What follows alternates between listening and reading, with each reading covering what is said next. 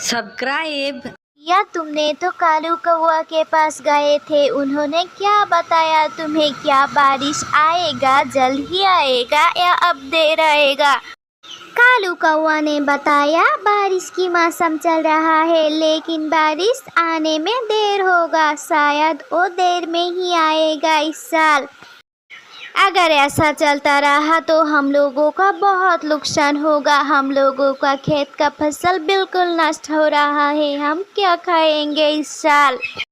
क्या कर सकता है? अगर बारिश नहीं हुआ तो हम लोगों को कुछ बंदोबस्त करना होगा, वरना हम लोग भूखे ही मर सकते हैं। मम्मा, आप तो कालू कौआ के पास गए थे, उन्होंने क्या बताया आपको? क्या इस साल बारिश नहीं होगा? हम लोग इस साल क्या खाएंगे मम्मा? मेरी बेटी, उन्होंने भी ठीक से कुछ नहीं कह सकता है। बारिश की मौसम चल रहा है, लेकिन बारिश थोड़ी देर में ही आ सकता है।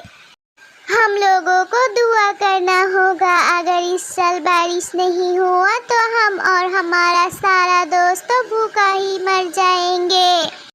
प्यारी बेटी, तुम फिक्र मत करो, तुम अभी बहुत छोटी हो, तुम्हें कुछ नहीं होगा। मैं तुम्हें भूखा मरने नहीं दूंगी, तुम फिक्र मत करो मेरी बेटी। तुम्हारा जन्मदिन है, तुम घर में बैठे बैठे इस अंडे को देखभाल करो, मैं तुम्हारे लिए खाना लाती हूँ। ठीक है मम्मा, आप जाओ पिसी के पास और वहाँ से मेरे लिए खाना लेकर आओ। तब तक मैं इस अंडे की देखभाल करती हूँ, जल्दी तुम आ जाना। अब टोनी चिड़िया उनकी नंद के पास जा रहा था, टोनी चिड़िया की बेटी के लिए खाना लेने के लिए।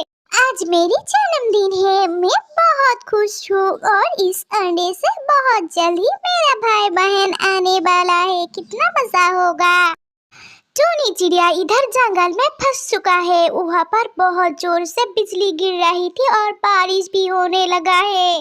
टोनी चिड़िया बहुत देर से एक पेड़ के ऊपर बैठा हुआ था और बारिश रुकने की इंतजार कर रहा था, लेकिन वो बारिश बहुत जोर से होने लगा। टोनी चिड़िया सोचा ये बारिश नहीं रुकेगा और भीगते हुए जाने लगा। देखो बहन, मैं पूरी तरह से भीग चुकी हूँ तुम्हारी घर में, मुझे थोड़ी देर रुकने के लिए जगह दे दो। मेरी घर में एक बच्ची है और अंडा भी रख कर आई हूँ मैं। आज उनका जन्मदिन है, अगर तुम मुझे थोड़ी देर रुकने नहीं देती हो तो मेरा बुखार हो जाएगा। नहीं, मैं कोई अजनबी को अपने घर में घुसने नहीं दे सकती हूँ, तुम यहाँ से चली जाओ, मैं तुम्हें अपने घर नहीं आने दे सकती हूँ। टोनी चिड़िया उस बारिश में ही अपने घर की तरफ रवाना हो गया और जाते जाते उनके ऊपर एक बिजली गिर गई। टोनी चिड़िया वहाँ पर ही मर गई और उनकी लाश उस जंगल में पड़ा रहा, किसी को खबर भी नहीं।